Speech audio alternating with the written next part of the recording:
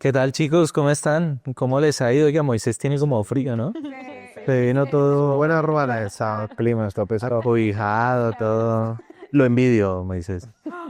Envidia la buena cómodo.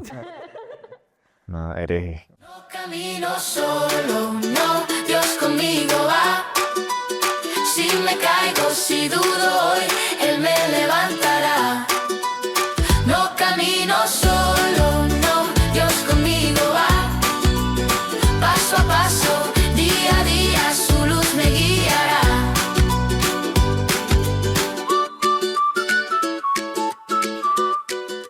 Bueno, chicos, bienvenidos a este espacio inverso y el día de hoy hablaremos acerca de renacer. De renacer. Yo sé que apenas mencionamos esta palabra de renacer, nos dirigimos a uno de los episodios que tuvo Jesús en uno de los evangelios, que fue con Nicodemo. No sé si se acuerdan, en donde Jesús le decía, hey, tienes que nacer de nuevo, ¿sí? Y Nicodemo entró ahí en un dilema medio filosófico, biológico. ¿Cómo voy a nacer de nuevo? Y fíjense que esta palabra renacimiento me lleva a pensar también en una de las religiones más grandes que existe a nivel mundial. De hecho, es la tercera religión más grande a nivel mundial con más de 1.200 creyentes, que es el hinduismo. Ellos creen mucho acerca de este ciclo que tiene la vida, bueno, más allá de la vida, que es el tema de nacer, vivir, morir, renacer. Y así sucesivamente. ¿Sí? Ellos creen en que tienen un ciclo. Bueno, ellos creen en varias cosas. Estuve averiguando acerca de ellos y ellos creen, por ejemplo, en el Brahman. Ellos creen que el Brahman es una realidad suprema, eterna e infinita. También creen en el Atman, que el Atman es como un alma individual, pero que también depende del Brahman. ¿Sí? Creen en el samsara, por ejemplo, que es este ciclo en el cual les estoy comentando, que ellos nacen, viven, mueren, renacen, no necesariamente en un cuerpo humano, ¿sí? Puede ser en criaturas vivas, obviamente, ¿no? Ellos creen en este tema de la reencarnación y ellos creen que cuando reencarnan no se acuerdan de lo que hicieron en su vida pasada, simplemente que en la siguiente pagan o disfrutan dependiendo de lo que vivieron en su vida pasada, dependiendo de lo que hicieron en su vida pasada. Ellos creen, por ejemplo, en el karma. Yo sé que muchos hemos escuchado el karma, muchos incluso hablamos del karma, algunos jocosamente, pero para ellos el karma existe. Ellos creen, por ejemplo, en el moksha. El moksha es como la plenitud de lo que ellos deben lograr, que es su liberación, por así decirlo. Cuando ellos alcanzan el moksha en medio de tantos ciclos, supuestamente alcanzan ya la salvación, la eternidad, por así decirlo. Tienen diferentes textos, tienen más de 4 textos, tienen diferentes vías de salvación, algunos a través del conocimiento, otros a través de la devoción, otros a través de la acción, otros a través de la meditación. O sea, esta religión, mejor dicho, o sea, me puse a leer sobre ellos y tienen bastantes cositas. Y hay una de las cosas de las cuales yo rescato y es el tema de la reencarnación, ¿sí? Esa palabra que nos lleva a un supuesto nuevo nacimiento. ¿Y saben por qué? Porque Jesús lo utilizó. Jesús dijo, debemos volver a nacer. El tema de hoy está interesante, no sé Muy bueno. qué opinen al respecto. Sabes, hablando un poco de lo que mencionabas hace un momento, me recuerda a escuchar esta semana a una compañera que nos mencionaba que había estado interesada en diferentes prácticas orientales, como lo es la reencarnación, el karma, las meditaciones y el yoga. Y mira que unos compañeros, pues ella nos comentaba y muchos les decían como, oye, Diablo. no, técnicamente no le decían esto es del diablo, pero le decían como, ¿y esto qué tiene que ver con Jesús? ¿Y esto se relaciona con Jesús? Entonces a mí se me vino diferentes preguntas a mi cabeza y una de ellas es, ¿por qué Jesús le dice directamente a Nicodemo que debe nacer de nuevo? Porque es que, bueno, creería yo que es porque el pecado está tan arraigado a nosotros de que debemos dejar atrás no solamente costumbres, sino tradiciones, decisiones, cómo comemos, cómo hablamos, cómo nos alimentamos. O sea, necesitamos que sea completamente, necesitamos ser unas nuevas criaturas. Por ejemplo, miremos lo que dice Romanos capítulo 8, versículo 11, que dice, y si el espíritu de aquel que levantó de los muertos a Jesús mora en vosotros, el que levantó de los muertos a Cristo Jesús vivificará también en vuestros cuerpos mortales por su Espíritu que mora en vosotros. Cuando Jesús mora en nosotros, Él crea todo nuevo. No hay espacio para que haya contaminación en nuestro corazón, en nuestro cuerpo, en nuestra mente. Entonces, cuando Jesús entra, es como volver a nacer, ¿sí? Entonces, Él requiere eso, que sea como cuando reseteamos el celular, cuando lo volvemos modo fábrica. Sacamos toda la información vieja que había, sacamos la información mala que había y le ingresamos información nueva, ¿cierto? Lo mismo quiere hacer Jesús con nosotros. Un nuevo nacimiento, un reseteo prácticamente para que more en nosotros, en una casa limpia, en un cuerpo sano, en una mente sana, el Espíritu de Dios. Pero, ¿y si nosotros nacimos de nuevo? Porque en vez de nacer, no mejoramos y ya, ¿no es más fácil? La persona. Pues suena fácil, pero no puedes mejorar algo que ya viene contaminado. Por eso es mejor desde ceros. Si algo está malo, cambiarlo, ¿cierto? Si hay virus en el celular, voy a borrar unos cuantos virus. No, lo reseteamos modo Todo fábrica. vuelve a salir otra vez. Exacto. Como Entonces, nuevo. también. Pero a eso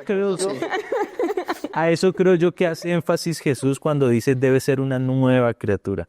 Nueva forma de vivir, nuevas decisiones, nuevo entorno, nueva forma de vestir, nueva forma de pensar, todo nuevo. ¿Y cuál es la diferencia entre el karma y la gracia?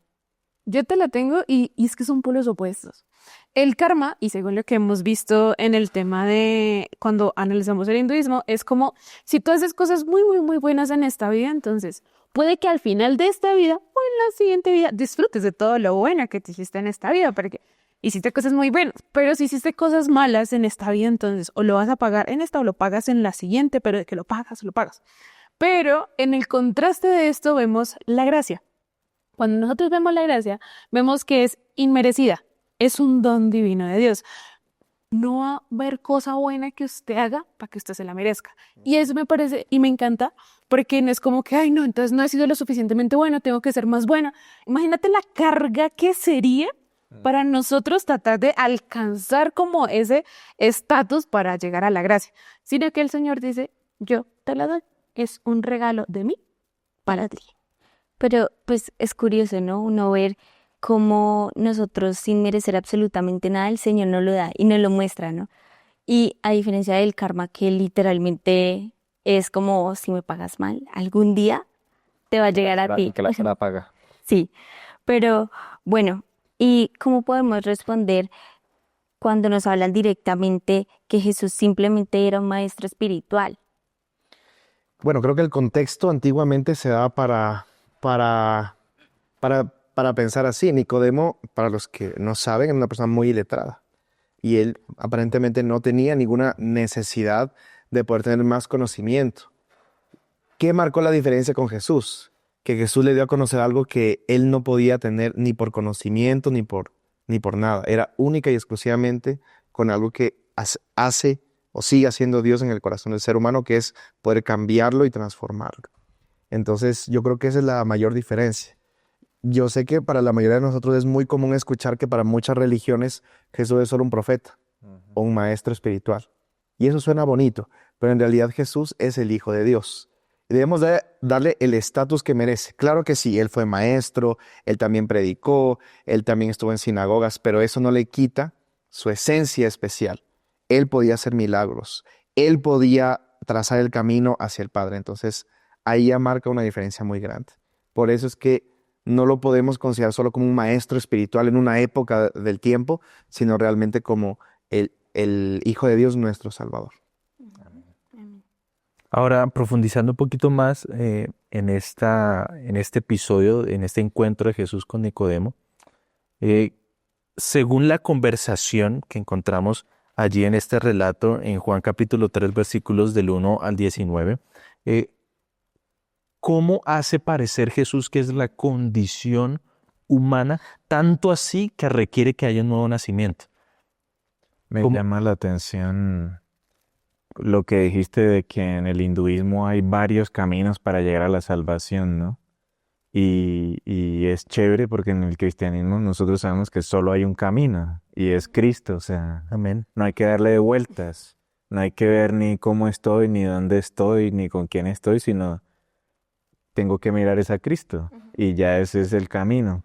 Y por eso es que el Señor nos dice, y esto también es contrario a lo del karma, que nosotros no podemos hacer nada porque estamos podridos, o sea, de nosotros no pueden hacer nada bueno, de nosotros solo pueden hacer cosas malas. Entonces, ¿qué vamos a esperar nosotros conseguir de lo que hacemos si solo eh, pensamos en cosas malas? Entonces Él nos dice que estamos incapacitados de salvarnos a nosotros mismos. Por eso ahí diferimos del hinduismo. El hinduismo sí dice que tenemos que buscar nosotros la manera de cómo llegar al paraíso, pero el Señor dice, no, ustedes no pueden. O sea, yo soy el que los tengo que sacar del basurero a ustedes, no ustedes se pueden sacar del basurero ustedes mismos. Y es que ahí vemos el tema de independencia y dependencia de Dios.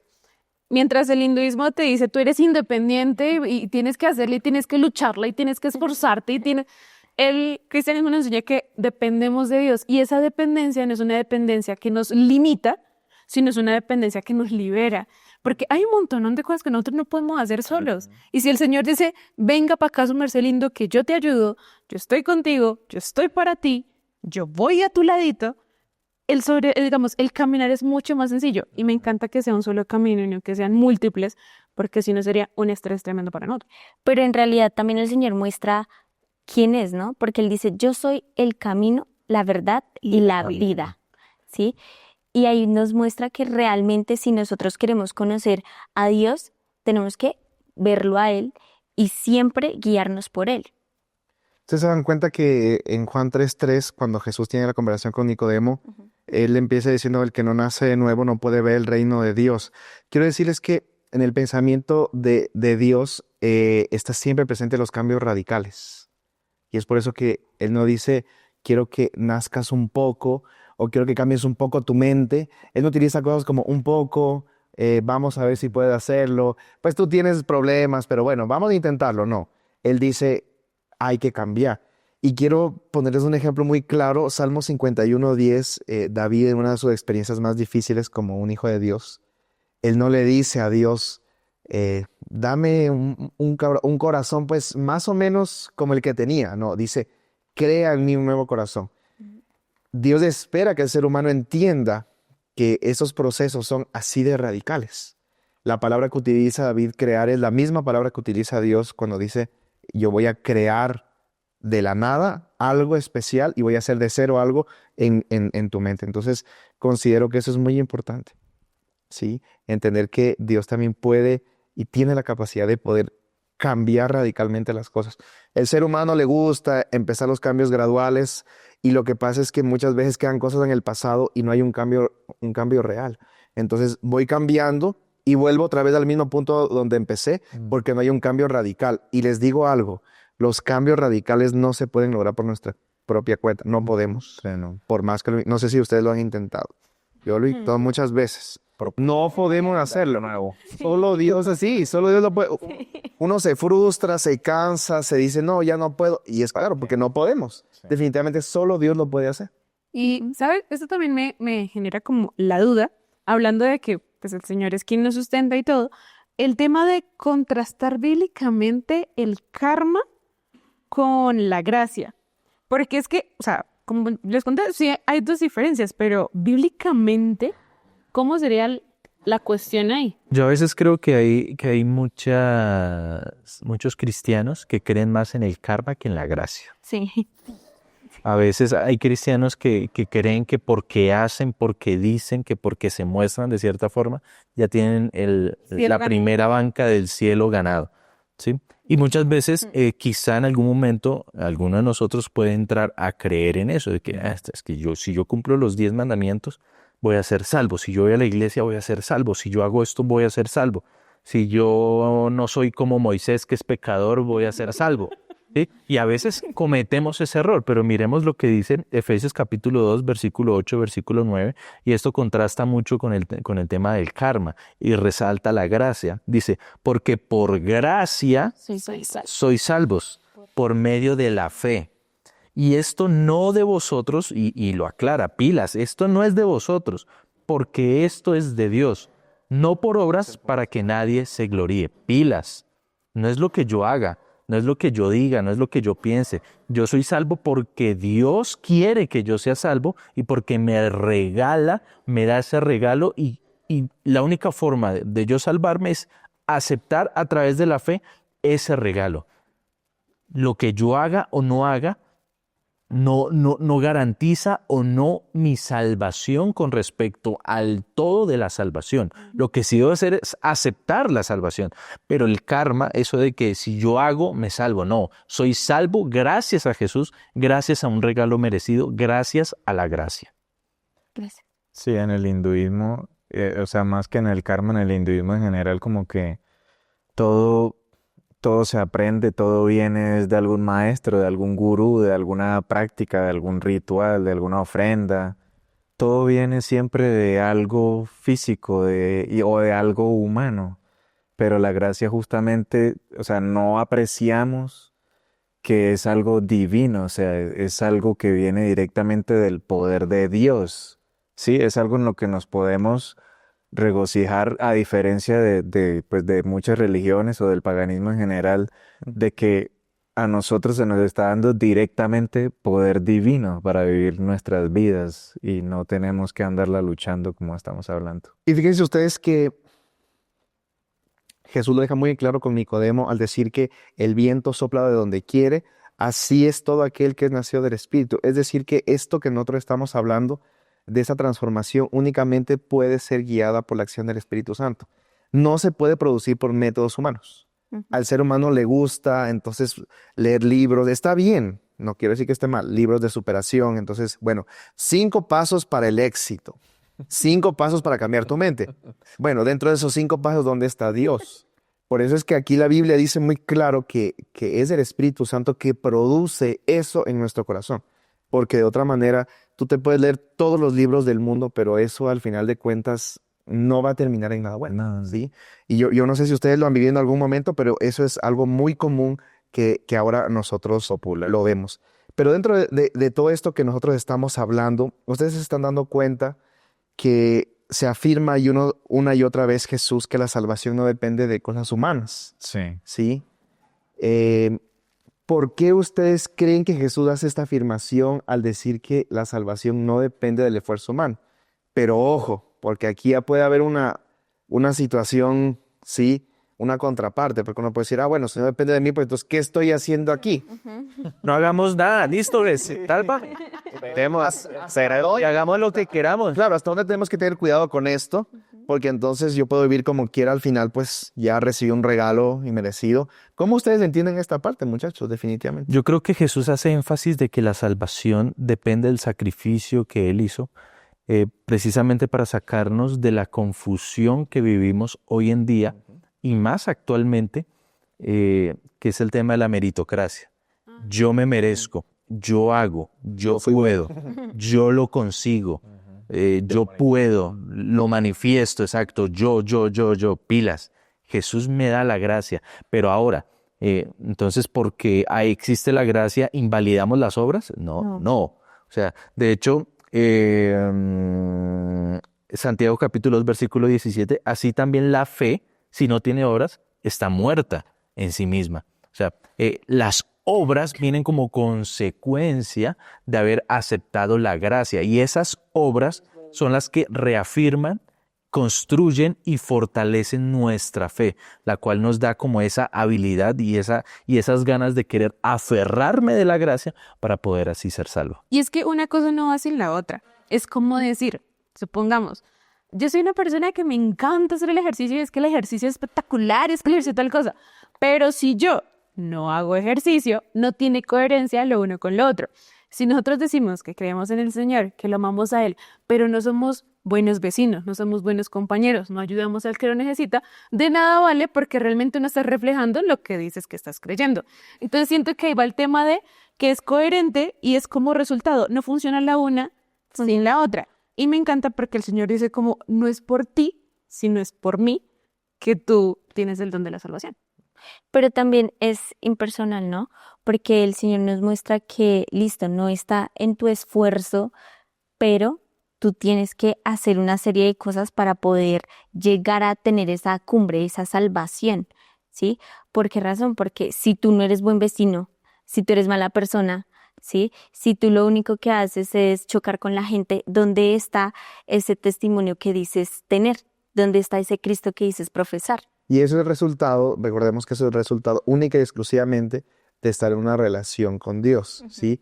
Por eso Primera de Juan no se equivoca al decir que el que no ama no ha conocido a Dios. Primero hay que Que Dios conocer. es amor. Es el conocimiento de Dios el que me ayuda a poder hacer las obras que también son importantes y juegan un papel importante, pero primero tiene que haber una relación personal con Dios. Sí, yo recuerdo una ilustración que habla algo de, o sea, ilustra un poco lo que estamos hablando y decía como que nosotros estamos en un hueco muy profundo y no tenemos ninguna herramienta, o sea, estamos solos en un hueco muy profundo, muy empinado. Entonces, imagínense, por más que uno rasque la pared, por más que uno intente subir, uno no va a alcanzar, nunca va a salir de ese hueco, porque solo hay una pared lisa enfrente y por más que uno intente, se cansa y de todo y nunca va a salir. Y la salvación de Jesús es como que Él viene entonces y nos pregunta que si queremos salir del hueco. Y cuando le decimos que sí, entonces Él nos pone una escalera, nos baja una escalera, Y subimos. pero otra vez, Él espera que nosotros nos montemos a la escalera y empecemos a escalar la escalera. Él no nos pone la escalera y se va a bajar y nos va entonces a colgar en los hombros y va a subir en la escalera con nosotros en sus hombros, como estábamos diciendo ahorita. No nos podemos quedar quietos, sino que tenemos que, em, creo que Pablo en una parte decía, ¿no? Que tenemos que asirnos de esa salvación que nos está entregando el Señor y no podemos dejarlo así. Y esto también marca una diferencia como con el hinduismo, y es que en el hinduismo los dioses están por allá. O sea, pues ellos los veneran en sus estatuas y todo, y en sus altares, pero los dioses están allá viendo qué pasa y no sé qué, y pues simplemente están haciendo juicios. Si tu karma está bueno, pues te damos la recompensa, y si no, pues te damos el castigo. Pero el Señor entonces, como decía en Juan 3:16, Él nos dio a su Hijo, o sea, Él nos está dando estas cosas y principalmente y porque nos ama. Entonces, ¿qué nos revela del carácter de Dios lo que dice Juan, lo que dice lo que nosotros también conocemos en el cristianismo frente a esas otras deidades como las del hinduismo? Fíjense que contrasta mucho, es muy diferente. O sea, una de las cosas interesantes del hinduismo es el tema del sufrimiento. El sufrimiento prácticamente está normalizado en el hinduismo porque es como la forma de alcanzar la plenitud o alcanzar la salvación de ellos, por así decirlo. Y dependiendo de las castas, y dependiendo incluso de las familias a las cuales pertenecen, ellos tienen diversas tareas que deben cumplir, y que si no las hacen o si sí las hacen, en la siguiente vida van a sufrir lo que no hicieron, van a pagar lo que no hicieron, y ni siquiera se van a acordar lo malo que hicieron, sino que no te vas a acordar, pero vas a pagar. Y si no te acuerdas y aún así haces mal, en la siguiente pues vas a pagar. O sea, es súper tirano, y es una forma de ver la redención, por así decirlo, la plenitud, de una forma bastante tortuosa y sádica. En cambio, vemos a un Dios que no nos manda a sufrir, sino que Él sufrió por nosotros para darnos a nosotros la plenitud que Él se merecía. ¿Sí? Él dejó la comodidad del cielo, Él vino a sufrir, Él sufrió nuestra muerte, muerte de cruz, muerte fatal, para nosotros tener lo que Él tenía, lo que Él tiene, que es la salvación y la vida eterna. Es una diferencia completamente abismal. Y déjenme decirles que me siento muy feliz y muy contento de creer en Jesús y de creer en un Dios que dio su vida, que sufrió por cada uno de nosotros. Ay, qué lindo. Creo que lo hemos hablado en varias ocasiones, que la concepción antigua era pelea entre dioses. Entonces nunca había un consenso. Entonces los dioses buscaban ser mejor.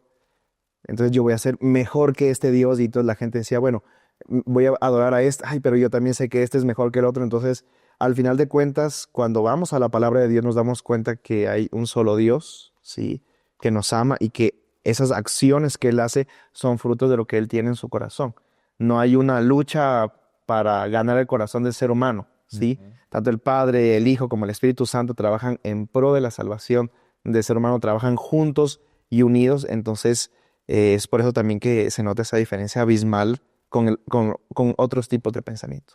Una de las partes importantes de acá, del versículo en específico, es ese amor que tiene Dios por cada uno de nosotros, ¿no? Porque él mismo ahí lo dice, porque de tal manera amó Dios al mundo que ha dado su Hijo unigénito.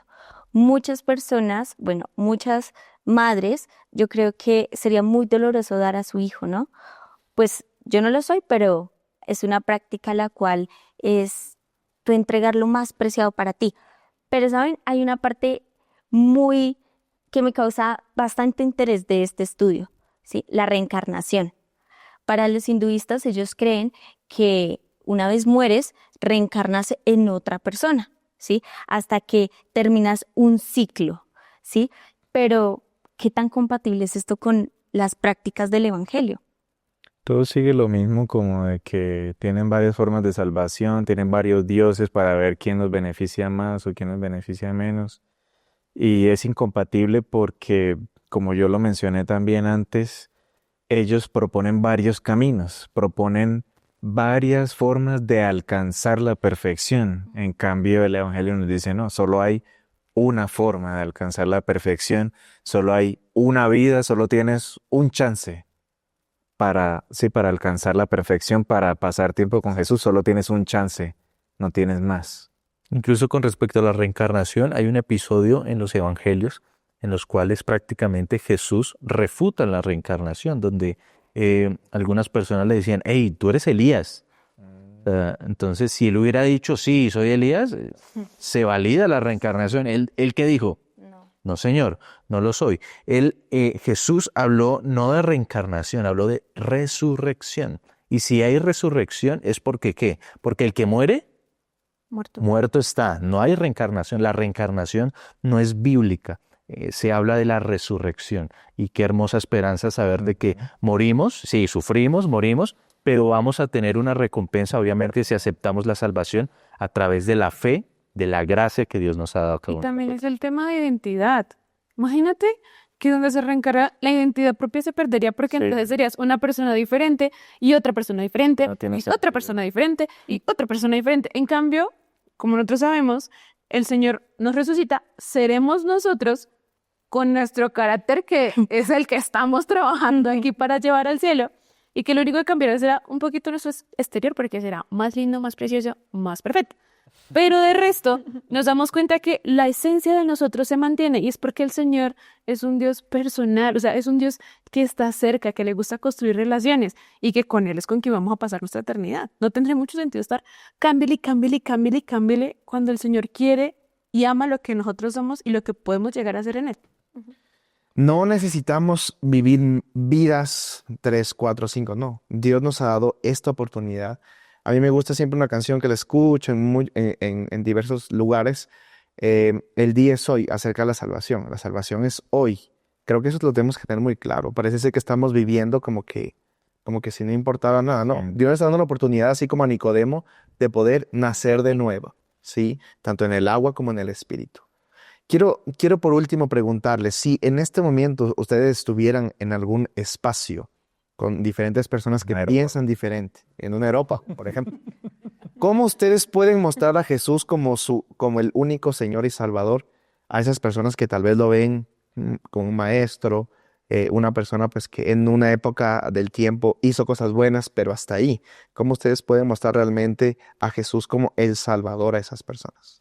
Mostrando a Jesús como un Dios amoroso, no como un Dios tirano que se deleita en vernos sufrir una y otra vez, no, sino un Dios amoroso que sufrió lo que yo tenía que sufrir para darme la recompensa que él ya tenía. Entonces, yo creo que ese amor y esa parte incondicional de Jesús lo hace diferente a cualquier otra religión, cualquier otro Dios. Eso lo hace especial. Yo digo que haciendo también lo mismo que él hizo, que él escuchaba a las personas, las escuchaba con respeto, les reconocía cuando alguien estaba en su búsqueda espiritual y trataba de ayudarla a guiarla, ¿no? Como a la mujer samaritana, que la ayudó a guiarse por donde podía ir. Y también como hablábamos la vez pasada, como Pablo también se dio cuenta de que la gente del Areópago estaba en una búsqueda espiritual y él dijo, pues yo les voy a ayudar en esa búsqueda espiritual. Yo creo que por medio de el apoyo a los demás, pues Jesús mostró que Él no solamente se encargaba de cubrir una necesidad espiritual, sino también se encargaba de suplir como esa necesidad física que tenían en el momento cada una de las personas, ya sea de salud, alimentos, lo que fuera. Él se encargaba de suplir eso para así introducir la fe directa. Oigan, chicos, hemos aprendido bastante, ¿no? Hemos aprendido una nueva religión, hemos aprendido de términos, hemos aprendido incluso a recordar lo hermoso que es ser cristiano y tener un Jesús amoroso. ¿Con qué frases se quedan ya para finalizar? ¿Cómo podríamos concluir? Yo les comparto la mía, ¿sí? Un Jesús que no tenía por qué sufrir, un Jesús que no tenía por qué sufrir, sufrió por mí para que yo no tuviera que morir como tenía que morir. Amén. Yo recuerdo ahora una canción que habla al respecto de esto justo y dice que es un espíritu, una fe, un bautismo y un solo Señor. Amén. Bueno, yo diría que Jesús es la única salvación y el único que nos puede dar un nacimiento de nuevo. Yo también pensaría que en Jesús podemos nacer de nuevo, ¿sí? Y necesitamos hacerlo. No necesitamos varias vidas, no. En esta oportunidad que Dios nos da, la salvación es Suficiente. ahora y más que suficiente para poder hacerlo. Yo podría decir que conocer a Cristo es una invitación básicamente a descubrir lo que es la paz y la seguridad de no tener que cargar con tener que ser perfectos para alcanzar un ideal que básicamente es inalcanzable. Amén. ¿Les parece bien si oramos? Parece bien. Padre bueno que estás en el cielo, gracias por tu sacrificio en la cruz, gracias porque no necesitamos vivir 1000 veces, tener 1000 vidas, sino que nacer en ti, vivir contigo, es suficiente, es necesario y nos garantiza la salvación. Gracias por este hermoso regalo de la gracia y te pedimos que nos ayudes a adaptarla cada día en nuestra vida. Te lo pedimos en nombre de tu Hijo amado Cristo Jesús. Amén. Amén. Amén.